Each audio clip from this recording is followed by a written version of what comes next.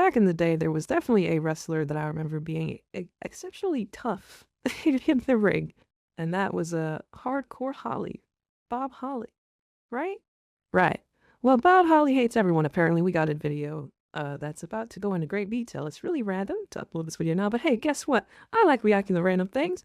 I'm here with my flock, and if you want to hang out with us on Twitch, put the bottom link in the description. If you want to support, which you should do, the original upload of the content, which you should go to and show love, click the top link. Without further ado, let's get right into the video. I just got done reading through Bob Holly's book, and my god, this dude was, and probably still is, absolutely unhinged. The amount of quotes I found in this book that were either controversial, funny, or just downright ridiculous is completely off the charts. So today, I'm going to save you the hassle by reading some of the more juicy bits found in old Bombastic Bob's autobiography. I will say, it's actually a good read and you should most definitely pick it up, though Bob wants to make it very, very clear that he's a real hard man. You do end up rolling your eyes quite a few times because there's absolutely nothing more important to Holly than protecting his own self-image of being a tough guy. But admittedly, it does make for some good reading too. Holly rips apart everyone while he himself is always in the right. No one safe, including Shawn Michaels, John Cena, Triple H and others. So let's start as I pick out a few paragraphs from Bob's life story. Keep in mind that these quotes have been abridged just to make them a bit easier to digest in video form. Chat? So do check out the full book if you want things a little more fleshed out. You like him sauced. Those are your only two answers. You only get two options. You like your man hard or soft? Go ahead, chat. Let me know.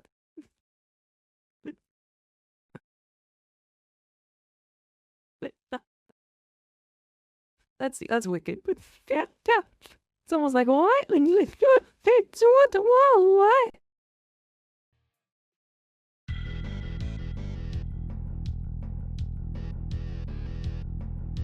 I wanted to get the click out of the way first because this is what most people already know about, and many are familiar with what Bob had to say about Shawn Michaels and company. In short, Bob Holly hated the click. He dedicates a whole chapter to the boys and he keeps bringing them up as the book goes on. So here's some of the better bits.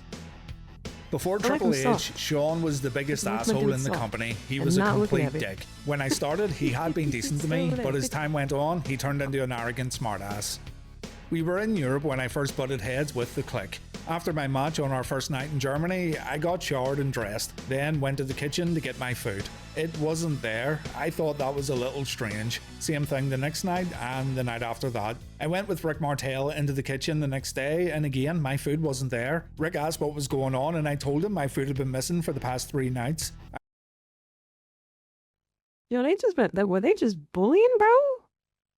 That's top 5, get your ass beat. I would have definitely went for the smallest one first. Yeah. Sean Waltman? Said to quit. I'm on you. Yeah, fit this. About to smoke you in front of your friends first. I said I'd been filling my card out, but there was never any food. Rick looked around with me. He didn't find any food, but he found my card. It was torn into pieces on the floor. I figured this was somebody's way of ribbing me, but to me, that's a dirty rib. You don't mess with somebody's food or clothing. Randy Savage would inform Bob that it was HBK who tore up his food order card, so Holly went and paid Shawn Michaels a visit. HBK and Scott Hall were in the showers. Don't worry, I've got this, and I shut the door behind me. Scott Hall was milling around and Shawn had just got done in the shower. I said, Shawn, what's your fucking problem with me? He looked at me and said, I don't know what you're talking about. Alright, not for nothing. Getting pressed while you have your cock out and booty out sounds like... that just sounds like you gotta be on extra defense mode, bro. Said cock and booty out, no socks on? About the fight in the showers? Oh no. Oh hell no.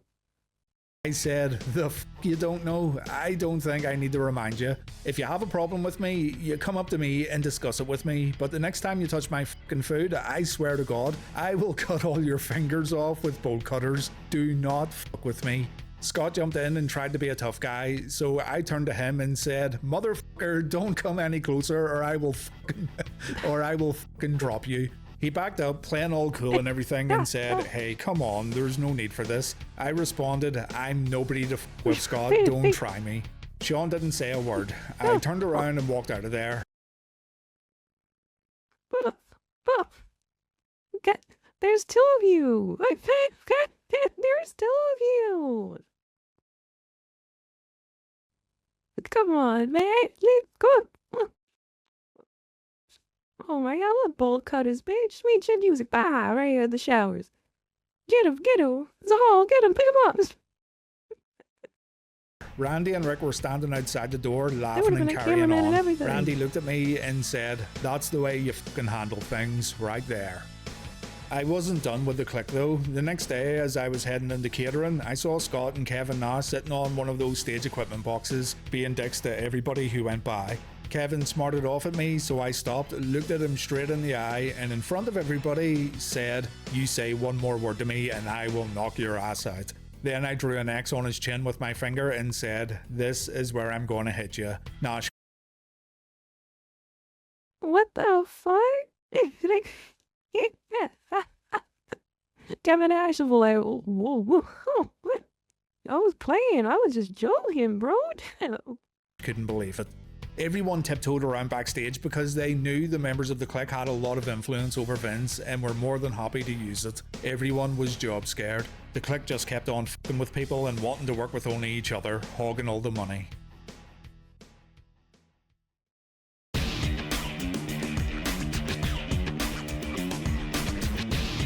Not the more memories. Bob had some choice words for Shawn Michaels, but he also had quite a lot to say about Triple H, both in regards to Hunter becoming associated with the clique and Hunter gaining power within the WWF. Triple H figured out pretty quickly that if you wanted to get somewhere, you had to be in Shawn and Kevin's circle. If you ever meet Hunter, he'll suck you right in. He's a likable guy, he comes across well, he's very intelligent, very charming, and he has a great mind for the business.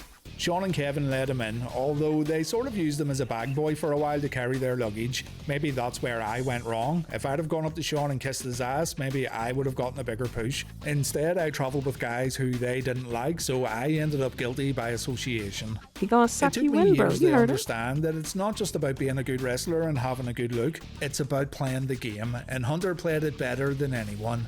He always buried Jericho, he nearly got him fired. So many guys could have been a lot more than they ended up being. Kane, Booker, RVD, all buried by Hunter.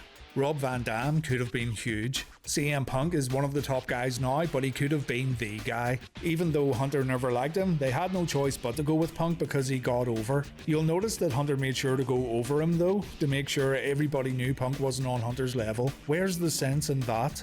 It's got to be insecurity. It's strange because he's such a great wrestler, but when it comes to company politics, if he doesn't like you, he'll fuck you over, no matter how good you are. It's a crying shame. Face to face, he acts like he's your best friend, but as soon as you turn away, out comes the knife. I'm not going to mention names because the people in question still work for the company, but I was told several times by several people that Hunter used to bury me directly to Vince in meetings. Bret Hart.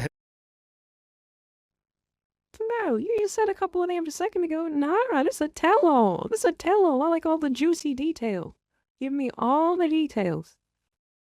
Hit the nail on the head when he said that Hunter tries to keep all the money for his cronies. When they started up D-Generation X again in 2006, Billy, Road Dogg and X-Pac wanted to come in, but Hunter put the kibosh on that. He wanted to keep it just him and Shawn so they could split the merchandise royalties 2 ways rather than 5.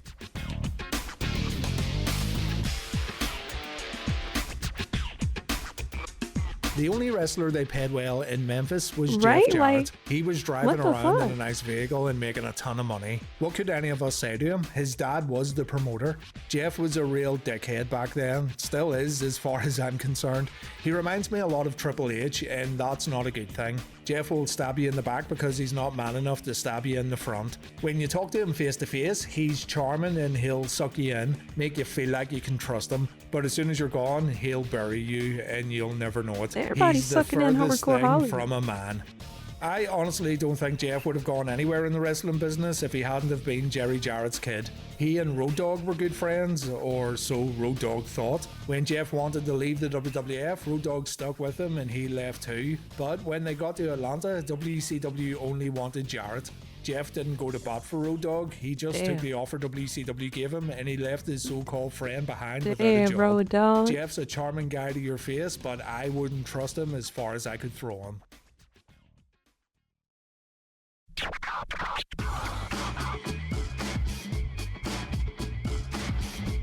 wrestlers who can't Hardcore fight. Holly's tough as Here nails, everyone, and you better remember it. In his book, he talked about some guys who can fight and some guys who can't. Here's what he had to say. In the make-believe world of wrestling, some of the champions wouldn't do too well in a real fight. Cena can't fight. Triple H genuinely thinks he's a badass motherfucker and he really isn't. Kevin Nash picked his spots. He would Dude, this is so catty. This is so catty to make a section in your pub. I could beat John Cena up. Triple H ain't even like that. only call out guys he knew he could take. He wouldn't have fought me because he knew I'd kill him. Steve Austin wasn't as tough as they made him out to be. I like Steve, but that's the truth. I'm not saying these guys are pussies, but I wouldn't want them to be backing me up in a bar fight. I'd want Blackman, Bradshaw, and Ron Simmons. Those are the guys to have in your corner. Not only did Bombastic Bob say John Cena can't fight, he said he also can't wrestle twice. Shawn Michaels is the greatest wrestler of all time, hands down. If you want proof, go watch the hour-long match he did with John Cena on Raw in England back in 2007. Cena can't wrestle and he can't lead a match. Every single bit of that match was Shawn. He carried Cena for a full hour. The main event of WrestleMania in 2011 was John Cena vs The Miz, and it was horrible. Despite the fact that John's pretty much the hardest working man in WWE, he's not a good wrestler. Miz isn't much better. He's improved, but he's nowhere near good enough to be WWF champion and main event in the biggest show of the year. He talking his shit, man.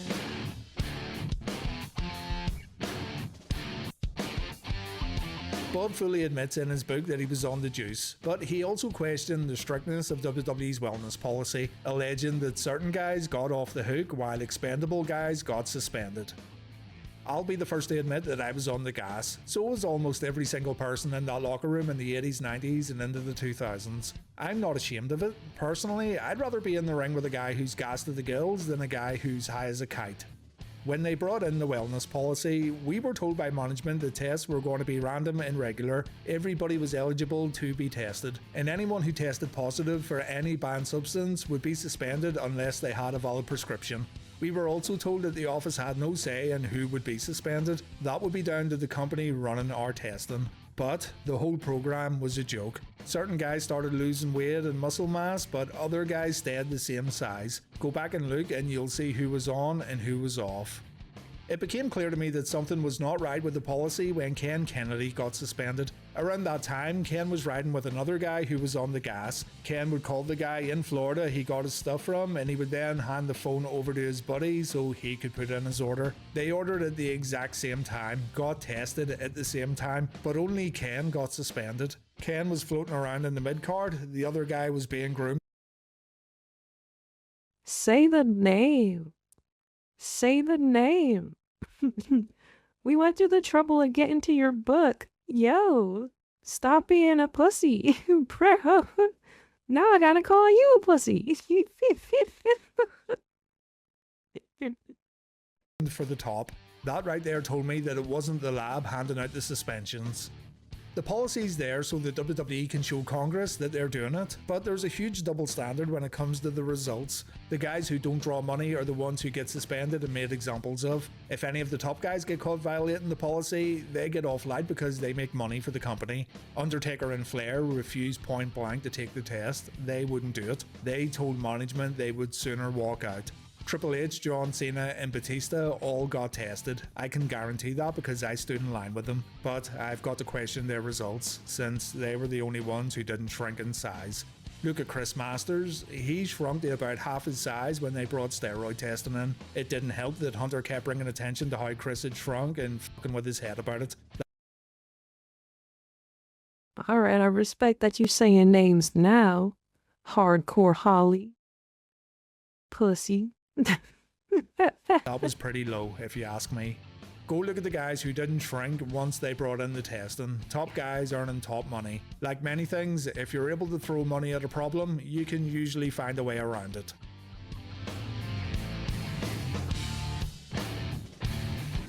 One of the more famous Hardcore Holly incidents was when he showed up to the WWF's Tough Enough reality show and he legitimately beat up young trainee Matt Cappotelli. Here's what Holly had to say in his book. Matt Cappotelli happened to be there when I got in. I knocked him down in the corner and started stomping on him. As I've said a million times already, I work stiff but I don't set out to hurt people. But he was flailing around and trying to move. I wanted him to stay down but he was not following my lead. Anybody who wrestles know that if you're in the ring with someone more experienced than you go where he puts you and he controls what happens. Boo! How are you supposed to know? He's learning, bro. I'm about to beat your ass in this corner. Stop moving. It like you go. Bro, please. Oh, God, oh. Cappotelli should have known it too, but he still squirmed and he tried to get up. He ended up getting a boot in the mouth, which busted him open. The producers from MTV wanted Big to step in and stop the match, but he told them not to be stupid. I guess reality got too real for MTV. Sure, I got rough with him, I'll admit it, but I'm rough with everybody. I took it upon myself. Dude, come on. He not having fun no more. You don't want to train no more. You go home. He done. This shit whack. Yeah, this shit is whack. What the fuck? The Rock don't be doing this. That's the first thing that came to mind, even though I definitely was thinking like that seems like the Steve-O not understanding he had to get got. To teach him what wrestling's like. Wrestling is a rough business. I didn't bust his nose or do anything to him that hasn't been done to me, or that wouldn't be done to him at some point in his career. The next day, they filmed Matt Cappotelli crying like a fucking girl, saying he wanted to go home because he had been. The pop man really said he crying like a little girl, yo. Holly's a ass. Roughed up a little bit. He had a black eye and a busted lip. I can't tell you how many black eyes and busted lips I've had, and not once did I ever complain about it. He didn't come to training to get his shit rocked like that, Tough Enough, and he was ready to go home because he got a little hurt. They ended up talking him into staying. They should have let him quit as far as I'm concerned. If he's going to go on TV and cry about me being rough with him, he had no business in wrestling. Years later, he ended up with a brain tumor and I felt really bad for him, but he never would have made it in the business. I know it because of the way he carried. That shit, yo, hey, yo. What the, what, yo, chill out. Like, bro.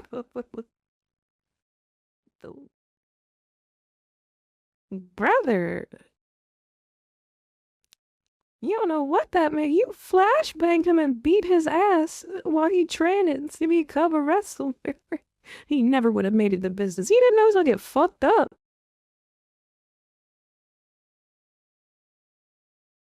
On after his run-in with me. He didn't think getting hurt was part of the business. Are you kidding me? I was there with cracked vertebrae and a shattered disc in my neck, about to go into surgery the next day, and I was in there teaching him how to work, getting on with it. You were also on the gas. And wanted to quit the business. Wrestling was definitely not for him.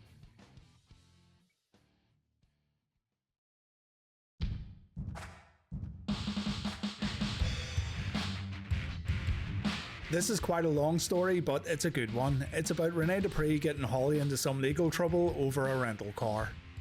Here's what happened. It was the middle of 2004 and Rene was travelling with me for the first time. We'd been working house shows together, so we figured we'd ride together to the TV taping. This was around the time that bad hurricanes had been hitting, so I had to get back home. Before I left, Rene asked me if I could leave my rental car with him in Spokane. I told him that was fine as long as he made sure to fill the car up with gas before he returned it. A couple of months passed without incident. Bradshaw and I were on a layover in the Houston airport eating lunch when my mom called me to tell me that I'd gotten something in the mail from the City of Spokane District Court. When I was on the road, I had all my mail forwarded to her. She then told me that my driver's license had been suspended because of an unpaid parking ticket and there was a warrant for my arrest in Washington. I just about blew a gasket.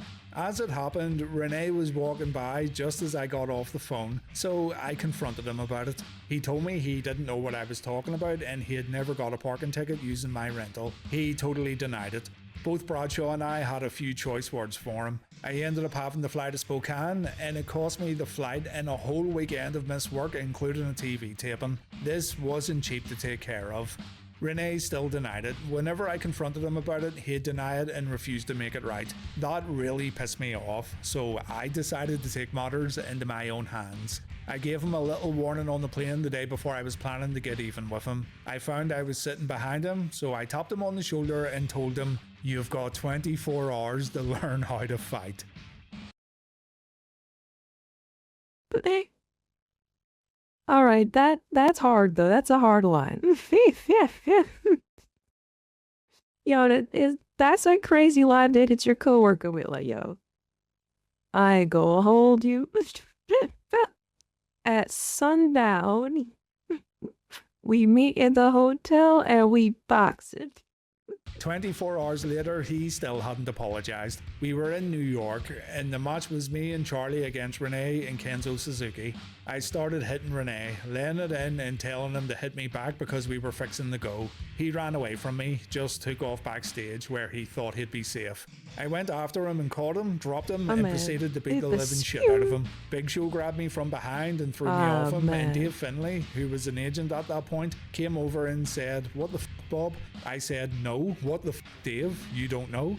I told him about the parking ticket situation. Dave responded he deserved to have his ass kicked. They just let bro go after that, like, continue. It's the, oh, yeah, he paid a rental? Yeah. Get on that ass. Yeah. Big Show blocked the door. Yeah, get her.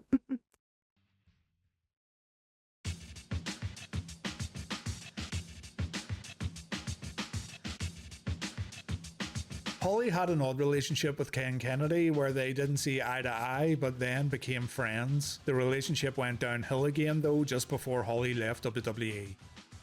One night in Italy, we got back to the locker room and Ken didn't thank the guys in the match for putting him over. Thanking the guys who put you over is the very first thing you should do after a match because they just made you look good. I gave Ken several minutes to do this and nothing happened. I called him out in front of everybody. He said he would have gotten around to it. I told him you don't go and do whatever else first, you thank the people who put you over and shake their hands. The next night at another arena in Italy, when Ken came in, I marched right in, grabbed his bag and threw it in the hallway, saying, "Get the f*** out of my locker room, you're not changing in here until I say you can." A couple of days went by before Benoit came to talk to me. Kennedy had just started riding with him back in the States, so Chris knew a few things I didn't. He told me that Ken had just lost his dad. Chris knew Ken was going through a hard time, and he said he respected and supported my decision to throw Ken out of the locker room, but suggested that I should go and talk to him. I found him and said, "Why didn't you tell me about your dad?" Ken said he didn't feel like it was something he needed to tell people. Yeah, like, why the fuck would he? He said, "What are you talking about your dad, stupid?" Like, bro, what? You wildin'. You checked me out, bro. Come on. Why is so much static going on? What is the, whoa?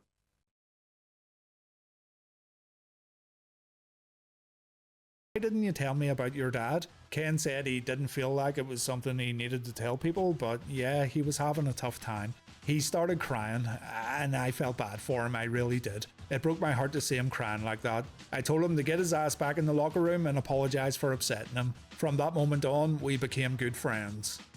In mid-2008, we were doing a show in Bakersfield, California. I needed some pain meds because my neck was hurting and I needed yet another elbow surgery. So I asked Ken if he had anything. He said sure and gave me some meds. He then said if I needed any more later, I should just go in his bag and get them. Later that day, I needed some more meds. I finished doing my pre-tape interview and went into the locker room. About 15 people were there. I grabbed another few pills from Ken's bag. He came in with Umaga moments later, so I told him I'd taken 4 pills and would replace them when I get my next prescription filled. He said that was fine and went about getting some pills for Umaga. I thought that was the end of it, but then, a week or so later, a rumour started floating around that I'd gone into Ken's bag without permission. I called him up at home to ask him what was up, and he assured me that everything was fine. Next time I saw him on TV, I talked to him about this rumour again, and he said he didn't know anything about how it started. In the end, I got a phone call from Johnny Laurinaitis asking me what was going on. I told him what had happened and he said that isn't what he had heard. I found out afterwards, through talking to John Cena and Shawn Michaels, the rumour had started when Umaga had told a couple of people that I'd gone into Ken's bag to get pills. Ken never told Umaga that he said that I could, and when the rumour started spreading, Ken could have stopped it by saying I told Bob it was okay, but he didn't. He'd been lying to me the whole time, claiming he didn't know what was going on and then not admitting that he hadn't squashed the rumour. It was self-preservation for Ken. Word had spread that I'd taken stuff from Ken's bag, and when the rumour reached management, Ken could have got in trouble, so he stooged me out. You don't stooge the boys out and you always try to help each other. Ken really kicked me when I was down. I told him a lot of things that were going on with me, with my divorce and everything. I needed him to be a friend, and instead his actions could have serious implications for my career. I confronted Ken and called him every name under the sun. I even tried to get him to come outside and settle it with me, but he wouldn't.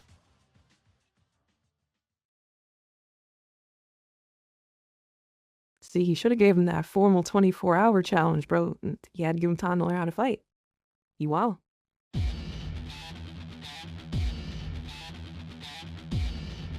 Ooh, Red Orton. In mid-2002, Randy Orton started with WWE and they asked me to work with him in his TV debut. They knew he was a hothead, so they wanted me to test him. JR came to me and said, "We want you to beat the shit out of this kid. Let's see what he's made of." I was super rough with him. He never complained. Look at him now. He's one of the best in the business.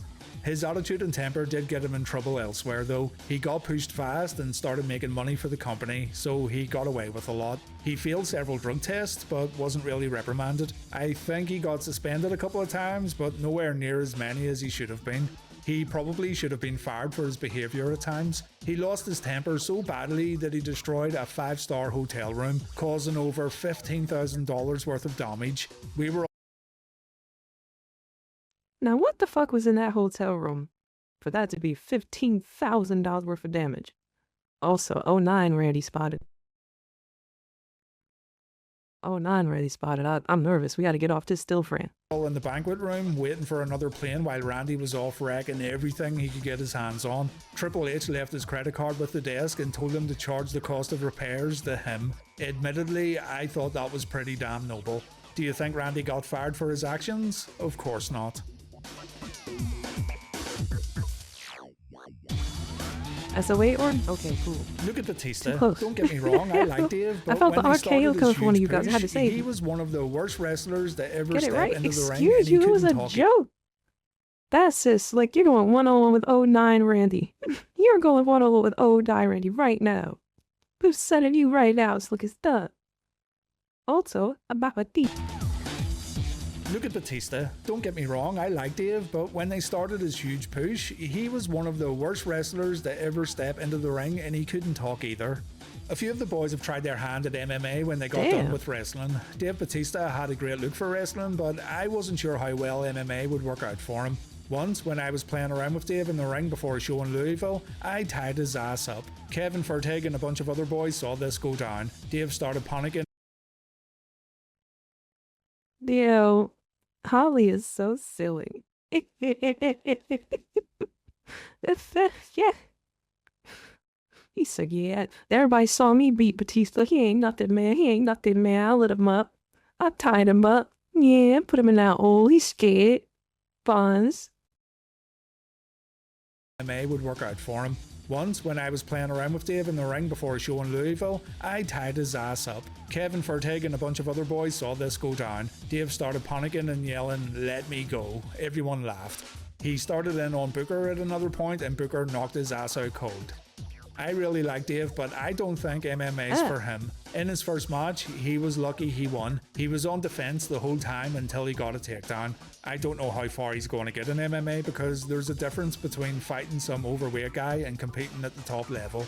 Still, he said he was going to do it and he did it, so people need to get off his back. Oh my God, Holly, be quiet. Melina and Batista had something going on when she was with John Morrison. John was an idiot for being okay with that. When he found out, he should have been a fucking man and whipped Batista's ass. John could have taken Batista in a fight for sure. He was just afraid he would lose his job because Batista was one of the top guys who was living in Hunter's Colon. this is really just the tip of the iceberg. In the book, Holly also talks about Montreal, the injury sustained during his short feud with Brock Lesnar, how much he really hates women's wrestling, breaking into the WWF as Sparky Plug, and loads of other little tales about how much of a hard man Bob Holly really is. I had It's a worth lot reading of for shit sure, going so on do in check this it book. out when you get a chance. That's all from me, and hopefully you enjoyed this look into wrestling's ever lovable, squishy, tough guy, hardcore, bombastic Bobs. The squishy tough guy. That's a good way to describe this man. Yo, we might have to get an audiobook of one of these damn wrestler books. I'm gonna need Mick Foley reading his shit out loud. It's time. Make a miss Foley, if that is your true name. Fantastic watch. If you guys want to support the original upload of the content, go ahead, click the top link in the description. Show them some love. This was awesome. I loved it. Very funny story. Very funny stories. If you want to react to content with me and the flock live on Twitch, you know where to find that link to the bottom of the description. I got a Patreon with a bunch of bonus content that I can't put on YouTube because the copyright goblins will come and they will give me a wedgie that I cannot escape from. So, if you want to find bonus content, you know where to find it. It's there. I'll see you in the next video unless you're a weenie. But I know. Thank you so much to those of you that have made it over to the Patreon. I appreciate you. I'm still hungry.